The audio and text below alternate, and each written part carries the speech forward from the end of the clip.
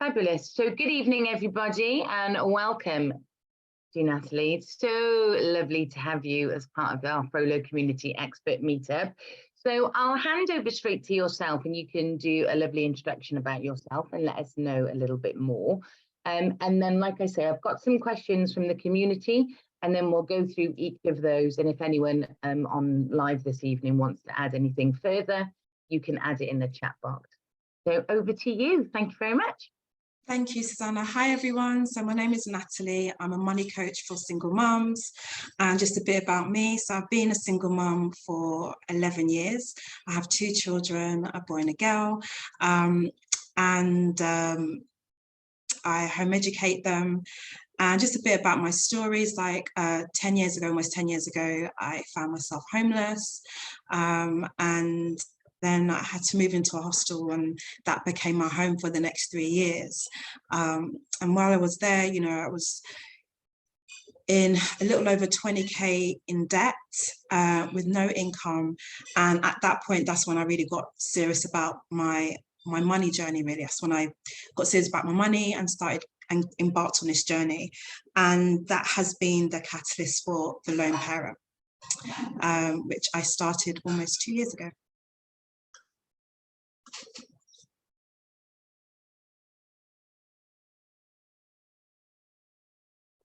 That's amazing. Thank you very much. So without further ado, we'll go with our first question from the community. So how does being a single parent affect my eligibility for a mortgage? What would your advice be there? Yeah, so for there, it doesn't really affect it. They're going to treat you as anyone else. If you was a single person, if you was a couple, they're going to look at your income, look at your bank statements, make sure that you can afford a mortgage, look at your credit rating. Poor credit rating doesn't stop you from getting a mortgage. It just stops you from getting a mortgage on a really good rate. So you'll be paying really high interest rates if you've got a poor credit score. So if you have got one, those are the things I would look at, like look at how you can rebuild your credit score before getting a mortgage. I guess another thing as well, like if you do have a deposit or however you're doing it, maybe you do have a deposit, like think about putting it in a LISA, so a lifetime ISA. The government puts up to 25% bonus on it every year. So that's around up to £3,000, I think. But you have to have that LISA for at least 12 years in order for you to be using it to buy a property. And you have to be a first-time buyer as well in order to be able to use that. But being a single parent doesn't affect you any other differently than if you was anyone else trying to get a mortgage. I guess it's like you say, I've not long remortgaged, and that's what I found. I couldn't get such a good rate as I could when I was a couple, and married. So I've had to go for a higher rate. But I guess at that moment in time, I was thinking, rightly or wrongly, I was thinking, but that's my only option, so I have to go with that. Right. Okay. So do you see what I mean? And I just thought, well, if I go with that, then I've done that for sort of like, you know, just 3 years, because then anything can change, can't it? And so I thought it's better to have gone with that. Otherwise, then I couldn't have got a mortgage at all, really. So it was, you know, catch-22, I guess, isn't it? I hear you. And also as well, like before when I was doing my mortgage, speak to a mortgage broker, because they always have the better deals than you going on the high street. I always find like mortgage brokers, they always search for the best deals, and also you don't have to pay them a fee unless it's been successful. Yeah. So so that's another thing that I would do as well. That's brilliant. Thank you very much. You're welcome. Okay. The next one, generally in sort of like the same field really, but how do you rent as a solo parent when you've got sort of just the one income, but then you've got like nursery fees, then the cost of living? Are there any things that you need to secure differently from renting to mortgage, or is it relatively the same? I mean, it's really difficult to answer that question because I don't know the person's specific details. So it's going to be very kind of broad what I'm saying. But for me, it's like from the gist I'm getting from that question is that they can't afford to rent on their own because of their childcare fees. That's kind of the feeling that I'm getting. And that's an issue. So for me, I would start thinking about how you can increase your income, because that's really the only way, unless you have supportive family where where they can help you with childcare, or if you're eligible for childcare tax, or if you're eligible for, you know, the free childcare up to 30 hours, but it also depends on your income as well. And also as well, childcare fees, like I think you get 75%, the government gives you up to 75% of childcare costs. So also see if you're eligible for that as well. But those are the kind of things I would look into. On the few of the websites like Gingerbread and Turn to Us, they've got the benefit calculator. So it's really good if you put your income in there, and then it will tell you what you're eligible for. And they're pretty accurate. And then from there, I would decide which route I'm going to go. But without knowing like real specifics, that's the only suggestions I can give. I guess that's great though, because sometimes we always think, well, oh, what am I entitled to? Or could I be entitled to anything else? And there's so many factors that come into that, isn't it? So to use on the government website, Gingerbread, etc., to use on those calculators, at least it gives you an idea of where you might go, and then you can obviously go and search even further for advice that way as well. Yes. Okay. So again, going back to free childcare, is it true that a full-time working single parent can get free childcare? Does that determine where you live, your income, and probably more factors to that as well? So it determines where you live, as you and I was talking about, like in Wales, you know, up to 5 you get free childcare. However, in the UK, well, in England, that all depends on your salary. Like when I was earning a certain amount, I was getting help with childcare. But the moment my income increased, I was not getting any help with any childcare whatsoever, regardless whether I was a single parent or not. So those are the kind of things that you have to kind of think about. I think as well, I'm going to add this in as well, like if you feel like you're a high earner, so high earners like anything from like 50k onwards, and with single parents, because I think sometimes they miss out on this, is that if your employer is doing like salary sacrifice, I would opt into that, because what that does is it brings your salary down, so you can still claim child benefit. And then you can still be able to see if you can claim certain other benefits as well. And what it means is that, like, so say if your salary is 50k and you said, actually, I want to bring it down to, like, I don't know, 47.5k. So you've put 2.5k, so you still paid 50k, but you're putting 2.5k into your pension. That's what the salary sacrifice is. It's going into your pension. So not only are you being taxed on that, you're receiving tax benefits by it going into your pension, but you're also able to continue receiving certain benefits that you wouldn't have been able to receive if you was earning 50k and above. So I think that's something that you really need to, like, really be smart about your money. But yeah, again, with that person putting that question, it really does depend on your income. So if you're a high earner, like do those things like I've just said, and hopefully your employer does have salary sacrifice schemes, you can opt in there. Yeah, and I guess as well that generally what happens is, where you were talking a little bit about increasing your income, I think I might be generalizing, but a lot of single parents that I know would be quite scared to increase their income, because if they are having a benefit and having help, that does become quite a scary thing to lose that.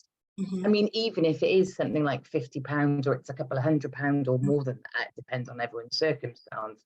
But sometimes that becomes quite a comfort blanket. And I think that then if you think, well, if I try and earn more, and make more of an income or a second income, etc. The fear is then losing a certain benefit. But I suppose we've just got to keep pushing forward, haven't we? And to earn more money allows to get rid of debt and the fear and the upset that all of that brings as well, as you very well know. So Yeah, and I think you touched on it on like the fear. I think as single parents, we really need to start thinking about being our own financial stability, like being our own security blanket. I feel like the government has put things in place for us. That is one big illusion. And you can just stay in a rut for, and also, yeah, you can just stay in this rut of needing, and I'm not trying to dismiss anyone, of needing universal credit, because there is people that do need universal credit or the benefits, whatever, and like I get that, and I'm not trying to like bring down their situation. But what I'm saying to you is that we need to kind of start dreaming big, like get round people who've come from similar circumstances and are living a certain lifestyle that you want to live. Like, because that's how I got myself out of the mess that I was in. Like, there's no way I could have been doing what I'm doing and being here if I talked to the women in my hostel. Do you want? It wasn't. I wasn't being snobby.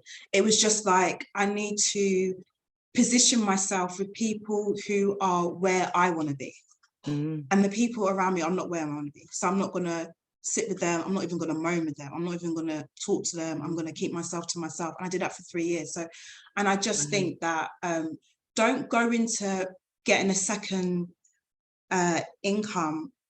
Like, think of it as a side hustle. I know say side hustle, but really it's a business, because this was a side hustle, but I always knew this was going to be my full-time business. Like, so don't sit there and think, oh, you know, what if I just make £100? How about, what if you just make 2K a month extra?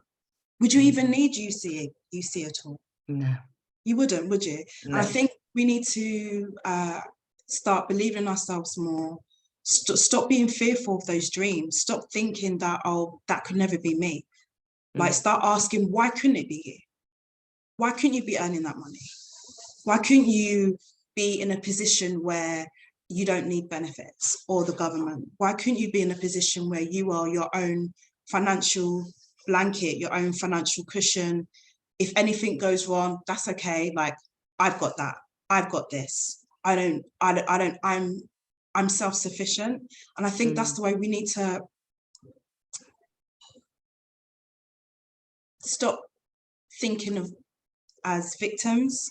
And I think sometimes benefits can, when I'm speaking with my clients, it can get them to that point where they then realize, oh my God, I had all these dreams and all these goals that I wanted to achieve, and I didn't, because I got into a rut. And it's okay, like, use universal credit for what it's there for. Like, for me, I'm like, milk it. Do you know what I mean? Until you can, but don't depend on it. And I think the biggest thing there, it is the fear. I mean, like, for a lot of us within the community, when you're like thrown in whichever way and circumstance we all become a single parent, it's so fearful and so heartbreaking and upsetting. And I call it, like, you can't see the wood for the trees. You know, like, I remember for my own self, I was like, I don't know how I'm going to afford anything. I don't know how I'm going to be able to work with the children, excuse me. And I think then you have to, like, stop yourself, don't you? You have to think, right, okay, let's stay positive. Let's try and find even the grain of sand of positivity and slowly build on that. And I think that's why your story is just truly inspirational, because to be that amount in debt, to turn it all around and be so beautifully helpful and inspirational to others is amazing. I mean, it really is. And if there's nothing more positive than that, where anybody can achieve anything, you've just kind of got to just stop and then work through it. And that's kind of, you know. Yeah, it's like we said, like, not being able to see the wood for the trees. I think it's just taking one tree at a time. So for me, it's like, I didn't try and start, like, I don't know if you heard of this author called Joyce Meyer. She got me, she's a Christian. I'm not a Christian, but she is. And I like some of the stuff that she talks about habits, because she said, if you try and do all of them all at one time, you're going to fail. And she said, choose one and do it like, do one during the hardest time. So my first one was like getting fit during Christmas. Like, that's like the hardest time, right? Going family's house, food, alcohol. Are you mad? Yeah. But I did it. Are you mad? Yeah. But I did it because I wanted to prove to myself that I could keep a promise to myself. So just, you know, if you're in debt, just start on the debt first, you know, like just start working one thing at a time. And the same with creating an income, just start like just a little bit at a time before, and then, because consistency is what builds. You showing up every day, not how much you're tackling. You could just be doing 20 minutes a day, that's okay, but it's just that you're doing it every day, and that builds momentum. So yeah, it truly does. It's amazing. Okay, so on a slightly a different angle, so one of our community have asked, to make the best start for my children's future, am I better to do a trust fund or set up an ISA, or is there something else to help for the children's future? And I would do to set aside. I would do the junior ISA, not the trust fund. Yeah, the junior ISA, because it's better rates. Like for me, my children, well, for my children, they have junior ISAs, and but it's not the cash one, it's the stocks and shares. Well, now they choose their stocks and shares, but when I was doing it originally, I was choosing their stocks and shares for them, and it just means they get more for their money. Like, I put in £50 a month, and the money's building on. I choose index funds, and the interest that they get on that, on top of that, is just crazy. So yeah. And can they, do they start at a certain age and finish at a certain age? I'm not aware of those. So you can get it from newborn, and they finish when they're 18, and then when they're 18, they can transfer it into a normal stocks and shares ISA. Okay, fabulous, good to know. Okay, this is probably not an easy tip at all, but you've done it. So how do you get out of debt? I mean, like, how do you? You know, I know we're talking about being positive and just starting, even on that little 1 grain of sand, just start somewhere. But if you can't see with the wood for the trees, where do you start? So where do you start? Once you've made your intention and commitment to yourself that you're going to get out of it, so I think that's really important, because whatever then, because you're going to get you know, obstacles coming. It's just life, isn't it? I remember when I was clearing like my debts, and I was like, I'd pay a debt, and then the debt collector, another debt collector will find me, and I've got another one. So it was like 1 step forward and 2 steps back. So what I would do firstly is collate all your debts together. Like, don't be scared to look at them. Open up the post, open up those letters, see how much you owe. And then there's a few ways you can do this. So one of the ways is called the snowball method, the snowball debt method. And what this is you put your debts from smallest to biggest, and you start with the smallest first. So for the smallest, you'll pay a minimum payment plus a little bit extra. And then for the others, you'll just pay minimum payment. And you'll do that until the first debt's paid off. And then the next one, whatever you pay on the first one, you'll pay it on the next one. And then the rest, minimum payment. You just keep doing it until the debts are cleared. Then you've got the debt avalanche method. And that sounds petrifying. And that is when you put your debts in order of interest rate. So the okay, that's a good one. Yeah, the largest interest rate at the top with the smallest one at the bottom. And you tackle it the same way as you would tackle it the debt snowball. So you pay the minimum payment plus a bit extra, and the rest you pay minimum payment. However, what I find is that that first one I said, a debt snowball method, that's really great. I did it like that, and that was really great if for someone who's like, I'm coming out of it, but at the time I needed instant gratification. So to start with the smallest debt, which is like, I don't know, I think it was like £150 or £200. Like I was able to pay that in 2 or 3 months, right? So I've paid that off, and that was quick. So with that adrenaline and the feeling, the brain, you know, that excitement, the brain wants you to do it again. So you do it again. So it just keeps motivating you. The second one, the debt avalanche with the interest rates, that's really for someone who is like really like maths, money focused. And I find majority of people are not. They have an emotional attachment to money. Massively. Yeah. So the third one, which I've kind of made up myself, is run for your life. Is that the third one? is the one where it's dealing with anxiety. Because most people do suffer from, I know I did, like anxiety with your debts. And so you want to start with one that gives you the most anxiety, pay minimum payment and as much as you can on that one, and then a minimum payment just on the others. But just keep doing it. But, you know, like, don't be afraid to switch up. Because some people, they start with the debt snowball for first couple of the debts. Then they switch over, goes, no, I'm going to do debt avalanche now because it makes sense with the interest rates. Yeah. So you can always switch. Like my clients, they'll be like, you know what, I'm going to start with dealing with the debt that caused me the most anxiety, get that first one done.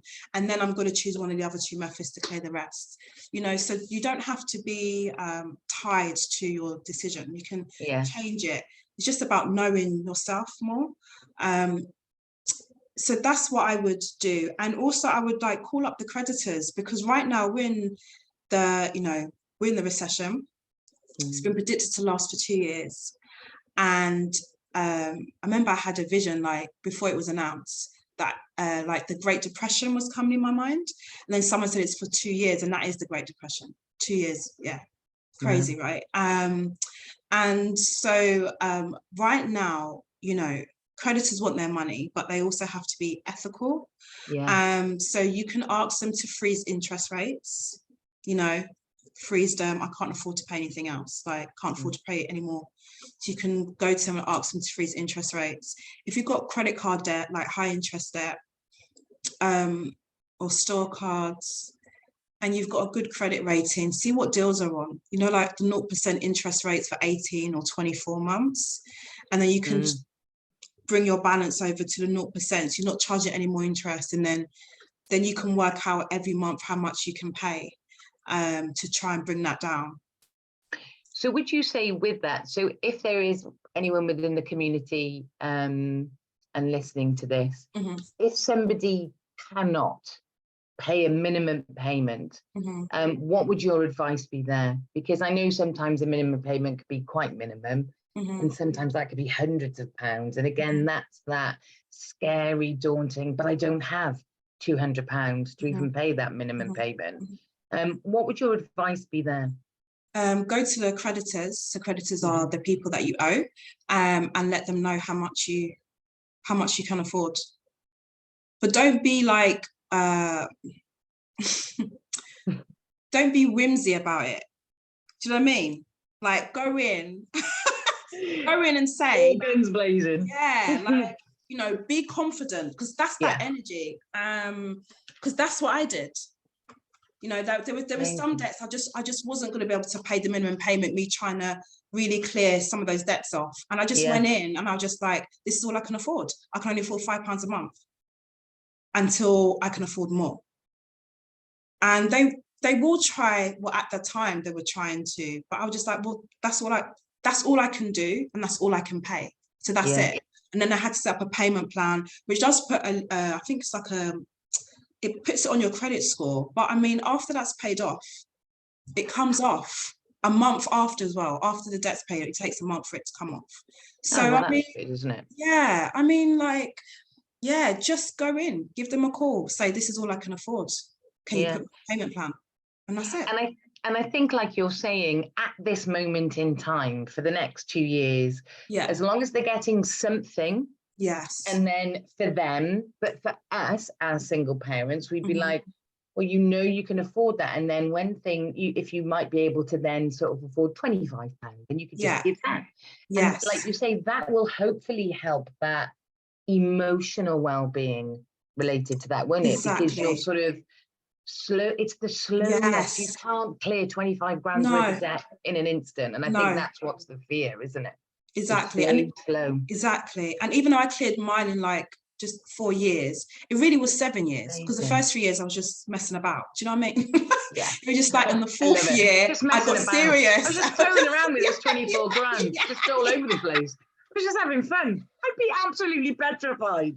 I'm so lucky that you can laugh about that. I literally would be crying every night, and I have done of some things. Yeah. And because it becomes so overwhelming. But It does. you've got to try and learn and accept and learn to sort it out. No ostriches, no heads in the sand. Yes, that's it.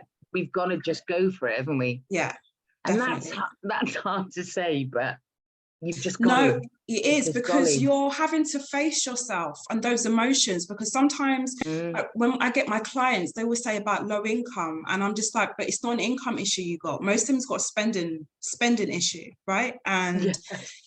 so, but it's also looking at yourself and being, when I'm triggered, I go and spend money, and it's about like, it's healing. That's what it is. You have to really look at yourself and say, okay, what is it that I'm not getting that's causing me to spend unnecessarily? What is it that I need to give myself? And that's where if you can't afford a therapist, that's great. But a pen and paper, get a pen, paper, and write down the emotions that's coming up for you. And it does mean having to sit with yourself. And some people don't want to sit with their own thoughts. But no, gosh, no. Yeah, but there's a connection with that and money. Yeah. So yeah. And I think as single parents, we are with our emotions.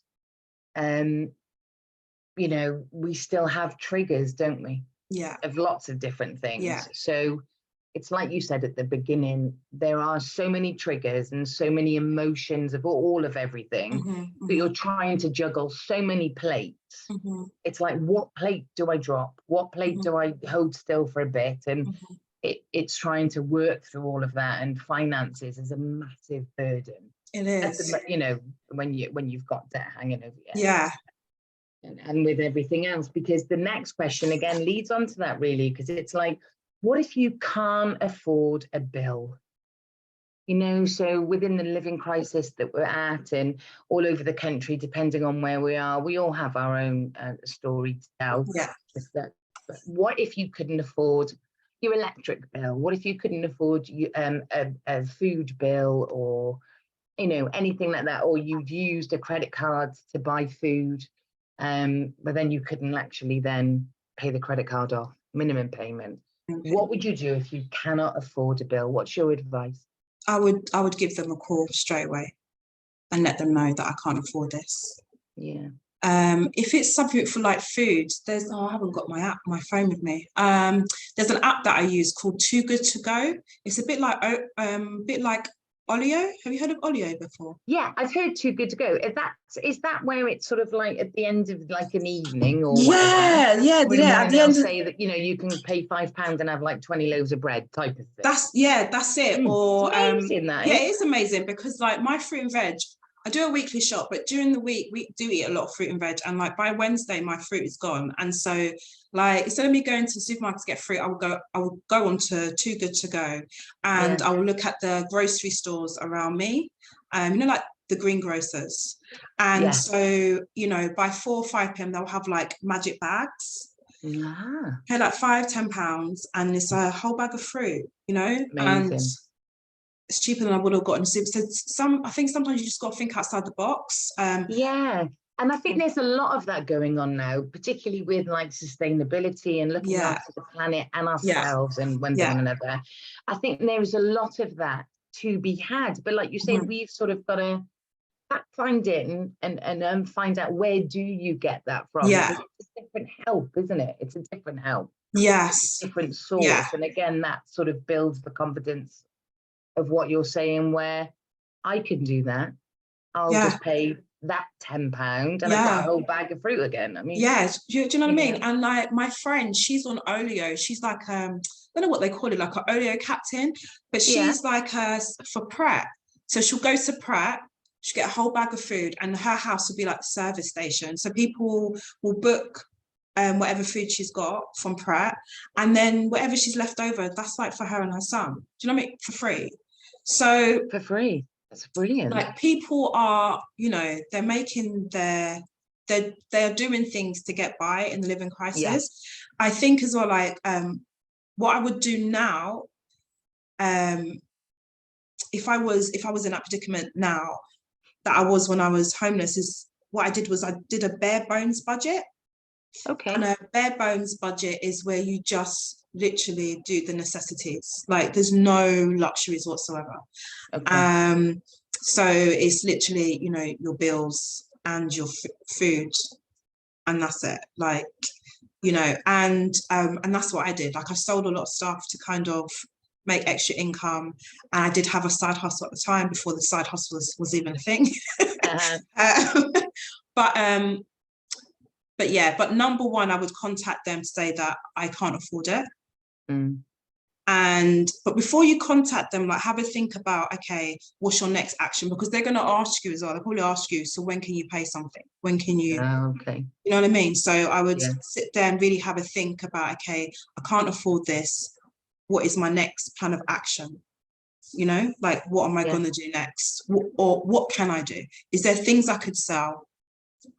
Yeah. Is there ways I can make money that will bring me money like today? You know, can I go back to work? Can I increase my income? Maybe I can take a job elsewhere, the same thing, but in a different industry and get paid more money. Yeah. Because that's what I did in the pandemic. Wow. Yeah. And I think as well with that, you know, particularly if we think of this time of year at Christmas, lots of places are looking for extra staff, or you could work just this evening on the till, or you know, to kind of earn a little bit of extra money within this time frame to either help for now, a bit of, you know, the new year, to sort of start off on a new footing, I guess. And also as well, there's so I was looking the other day, there's Bupa, they've got loads of customer service rep roles, but they're all working from home, and you can choose your own hours. So I think like have a look on, like, if you don't want to be in an office because you've got small children or something, so it needs to be at home, there are loads of roles at home. It might not be what you want, but if it can pay bills and get you out of a situation where you're no longer in this survival mode, you know, because that creates a lot of peace, and then you're able to think beyond the basics. Yeah, and I think that's a massive good point, in the sense of it might not be what you want. So when I became a single parent, I had to leave a job that I worked ridiculously hard to get, and I pushed and I pushed, you know, for all of my 20s, etc. And I got what I would class as like my dream job. And then my marriage fell apart, and I was like, can't work that anymore, because I had to be all over the country. And I was like, how am I supposed to do that then? And you know, you think, well, I love it and I want to do that, and I couldn't do that. So I really had to soul search and think. And for ages I thought, I feel like I've gone back like 20 years, you know, to start in a different direction. And I did feel like that for a good while. And it's funny now, isn't it? 5 years down the line, it's like, I'm so glad that I did that. You know, it's funny, isn't it? How, and I really was, I sat, you know, over many a glass of wine and tea with my friend saying, I feel like I've gone back 20 years. And she was like, for goodness sake, you'd be fine. No, I feel like I've gone back 20 years. And then again, it was a similar conversation really about, and now I've got all this debt and I can't even afford to get rid of it. You know what I mean? Like, it's so true what you said. I felt that on one, I sort of was just cleared one debt, and then 3 radiators burst in my house and I had a massive flood. And you know, you're like, no. And I remember sitting down in all this water, slapping my hands down like having a toddler tantrum. And I thought, well, what do I do now? Like, what do I do now? And again, I just managed to, at that time, this was like 4 years ago, God love this plumber. He probably felt total pity on me in a sense, but he allowed me to pay him weekly. You know what? And you know what? And I was mortified to ask. I was fearful. I was embarrassed. I was like, but I have to have my home fit for my children to live in. Like, I need help. And bless his heart. And you know, that's why I like to really call, did help. that's why I like to call the angels, because I have loads of those like on my journey, you know, like, oh my God, this has happened, I can't afford it. And to have those people be like, it's okay, like they just like, they see you, they don't feel sorry for you, but they see you trying to help yourself. That's right. And they can just see the good in you, and so they will help. And I love that. Yeah. And like he still does plumbing stuff for me, but I can pay him now. Yeah. And I'm like, and I always message him going, let me know how much it is and I will have cash for you. Yeah. No problem at all. And I'm like, it's okay, thank you. I will never, you know, I will always cross your path in any way I can. Oh. I know, bless. Okay, so another little question, and I'll see if anyone's anything before we sort of close up the evening. But budgeting tools, and is there anything good to use? I know you mentioned like pen and paper. Yeah. But are there anything specific is out there, or anything that you would use and advise that we can use something to budget? Because when you're emotional, when you're upset, and you really don't know where to start, where could I start, and how would I be able to budget? What even is budgeting? Like, what? Yeah. So budgeting is the foundation. It can't make you rich, but it's a good start. It's where you control where your money is going. So without a budget, you're just spending carelessly. But when you've got a budget in place, you're telling your money where to go. You know how much is coming in and you know how much is going out. It's just about being in control of your finances. What I like when, as I said, like pen and paper, because I still use like, oh, where is it? My little journal. I've got like this green journal that I've got. Yeah. Do you know what I mean? Like, always have a pen in my hand. Yeah. And I'm always like, oh, here it is. Just like this green journal that I got from Amazon. And it's really great. It's got some great prompts. It's got my calendar in there. So that's great. And then like spreadsheets. So I also have spreadsheets, which I sell. So you could use spreadsheets. There's like banking apps. I bank with various banks. One of the banks that I bank with, well, all of them have budgeting tools in the banking app. Yeah, that seems to have been, isn't that sort of, well, dare I say it, and sorry to interrupt, but is that sort of a thing that came about within the pandemic and obviously because it's like bending men into a recession? Yes. I felt that they sort of started to do that on their banking apps when I bank with, they sort of do one now. Yeah, and one of them, I'm not like an affiliate or anything, but I just love Monzo. Monzo, because they've got like they've got your whole budget. You can put the date in. It's the same with but I just like it because it's really easy to use. They've got the date. You can put your dates in. So it doesn't have to be the 30th to the 30th. If your money comes in the 1st or the 2nd or whatever, the 18th, you get paid multiple times. You know, you can put that in, and you can tell it how much you want it to, how much you'll be spending on each category as well. Yeah.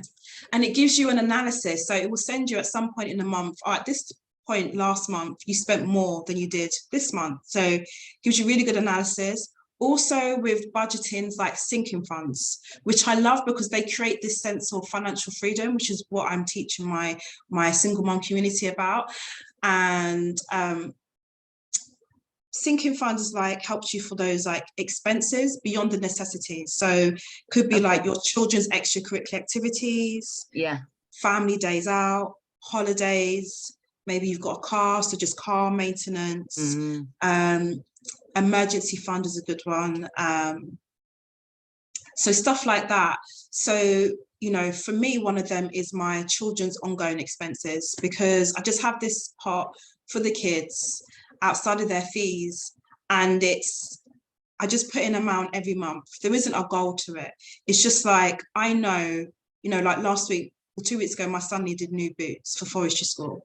So it's just like, I'm not sitting there like, oh my God, where am I going to get this money from? I just go to Yeah. my pot, take £20, get him some boots. You know what I mean? Like, Brilliant. or my Yeah. daughter needs a new coat. Okay, I can go into that pot. And it's just this pot that just keeps going, that I put money in. And I kind of make an average of how much I take out a month Yeah. to use for their thing. But it just covers those kind of expenses. So that's what sinking funds are. They're, or if you're one for Christmas, for instance, you know, Christmas comes around the same time every year. You create a sinking fund. You think about, okay, maybe I want to spend £500 next Christmas. So between January and February, you set up a payment every month to go in, so that by the time Christmas comes, you've got £500 in a pot, but you're not worrying about how I'm going to get this money. You have it because you've been planning it every month. It's been in your budget. You've put it in your budget. I'm going to put X amount in every month. So sinking funds and budgets, it's really good. So yeah, so Monzo or your banking app or pen and paper. But I love pen and paper because when you're writing things down, it sends the waves to your brain. And so you're making a connection to it. Yeah. When you type it, there's no connection. It's like using your debit card, right? I always find when I use cash, I don't want to spend it. But if I'm just tapping my card, I will tap away. Totally. Yeah. It's like, and then when they put the, you know, when they put the price up now, oh, it was £40. Yes. It was £10, then it was £40, that was £100. You're like, yeah. And they're like, oh, hang on, whoa, hang on a minute. £100. I don't even have £100. Like, why on earth am I tapping? Whereas it's so true. If you have that feel of money in your hand, and I'm like, well, there's £10 for you. Yes. You become more careful. Yeah, you do. I guess society is making us less careful with the access, with using your phone to pay for things. Yes. I love that idea of setting up, though, from January, starting and planning like the year, because again, that's taking control, isn't it? Yes, it is. Rather than thinking October, the day after Halloween, you have an absolute panic on the 1st of November and go, what the hell am I going to use to pay for Christmas? Exactly. And you're being a boss about your finances and your life as well. So that's one thing. Another budgeting tip I would say is tracking your spending. So that's scary. But you know what? It gives you accountability in real time. Yeah, definitely. And you're like sitting, and then it makes you realize, oh my God, I could afford, you know, like, it's like, you say, oh, I don't have no money to like go out or spoil myself. And then you realize that you're always popping into the supermarket here, there and everywhere, you know, to get this, to get that, to get this. And you realize, actually, I didn't even need that. If I stopped doing that, I could afford that treat for myself. I could afford that night out with friends or that day trip with the family. So I just think that really tracking your spending, and you do it daily. So for instance, when I was first doing it, I would do it, I'd spend the day before, then in the early morning, I would track what I spent the day before. And I'd just write it out, you know, the date, what it was for, and the amount. And it just really put things into perspective when I'm looking at it like, wow, like, okay, I've been going to the shop and buying loads of crap. But we do this, because we think the crap makes you feel better. Yeah. I'll have a dairy milk. So I had a really bad day, and that's going to make me feel brilliant. But if I put that £1 away in a pot, I'd have 500 quid by Christmas. Yeah. So the dairy milk would make me feel a bit better. Yeah. To be truthful. No, but I hear that. But you know, that's the thing. So then have a budget for the dairy milk. Do you know what I mean? Like, you know, but I just feel like when you don't have a budget for stuff, you're spending more than what you would really need. Because then it's like, okay, I'm always going to the shop to get something, or I'm always eating out. Whereas if you just be like, actually, when I do a food shop, before I do a food shop, I'm going to write out my meals, what I'm having, do a meal plan. Then I go to the supermarket, I buy exactly what's on the list. And because I've done a meal plan now, I'm not spending money on takeouts, you know? So, yes, just spending, and also before you start budgeting, I'd also think about like your goals. You just budgeting for the sake of budgeting, you're just not going to keep up with it. Okay.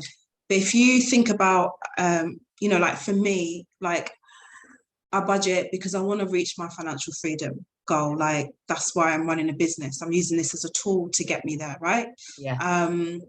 And but then there's other goals that I have as well. You know, like I want to get a dog next year, and so and so it's like, okay, well, you know, how much am I going to need for the dog? And you know, so I have all these goals. I have the kids' goals that I want to do stuff with them as well, and that's why I have a budget, because if I start thinking about spending something that's not in line, then I always go back to on my boards, to the budget, to my goals on there, and be like, is this spending aligned with my goals? Yeah, that's amazing discipline though, as well as, isn't it? Yes. But then I guess once you reach a goal, even like when you spoke about earlier on the snowball effect, that I've got a debt that's £100. Yes. And then I tick that off, and it's like, that's amazing, because I never would have thought, even if it's a year, do you know what I mean? I never would have thought a year ago that I would be able to have got rid of that. Yes. So that makes you feel better. And again, it is those little steps that we all have to try and take hold of and really push through however you can to be able to be free of it, and then to enjoy things again, like holidays, and be debt free and have plans that you can enjoy your life again and be very responsible and free and easy in that, rather than feel so upset and awful.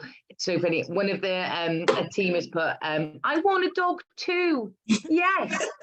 So I have to say, I'll share this with you all. My children, ever since and their father left, nagged me for a dog for 6 years. Every day I had presentations, songs, pictures, images. I was called the worst mother on the world because we didn't have a dog. Guess what? I've got 2 little puppies now. Oh. And I honestly, though, I never would have thought of it in a million years. But I remember when I finished paying my debt of my divorce, I thought, right, if I've been able to put that money aside every month to pay for that, that will then pay for a puppy. Yeah. In turn, I bought 2. And the 2 children, well, we've got 4 children, but totally thrilled and happy, and like the joy that comes from it. But again, you know, 6 years ago, it was an absolute no for my lifetime. Yes. For a lifetime, it was like, there's no dogs here. We're eating beans on toast for the last month. There's not a dog to come. So if you want a dog, you got to get it. We've got to, you know, we've got to take some advice. And once you've done that, it's good. Now I'm like, oh, what can we do next? Right. Do you know what I mean? Like it empowers you. And also, so like you said, like it requires great discipline. So start with something small. Like one of my clients, she was like, you know, I'm going to save for my kids' passports. It's so small. Do you know what I mean? It's just, but once she does that, then the next one's going to be like, because she trusts herself, so, oh my God. And she loved that she was able to do that for herself. You Absolutely. know, there's something empowering to know that you can do it for yourself. Yeah. That you can do this for yourself. Yeah. And I think that is a truly an amazing message to kind of end our lovely evening on as well. But it is about, as a single parent, to empower yourself again, because you feel like, not necessarily that you've lost the power, but you just feel so lost. So to try and regain all of that back, to help in all of these financials, to everything else, to getting a lovely dog, whatever it may be, and everything in between, it is the smallest of steps, isn't it? Yeah. And then it's the empowerment and the sense of achievement. And once you've achieved something, it sort of puts the positivity and just keeps on building. Well, I honestly cannot thank you enough for all your fantastic advice. I could talk to you for hours. Truly, I could. truly, I could. And as I'm sure the community. But we have the wonderful pleasure of having you back in January and February. So we'll look forward to seeing you then. And if there are any kind of questions that come up within the community, I'll try and get them answered for the community. Or if not, I'll store them ready for our next month's adventure. But Amazing. thank you ever so much. Thank you everyone from the Frollo community for coming in during our evening. And I'll look forward to seeing you all soon. Thank you ever so much. Thank Natalya. you. Take Thanks. care. You too. Bye. Bye.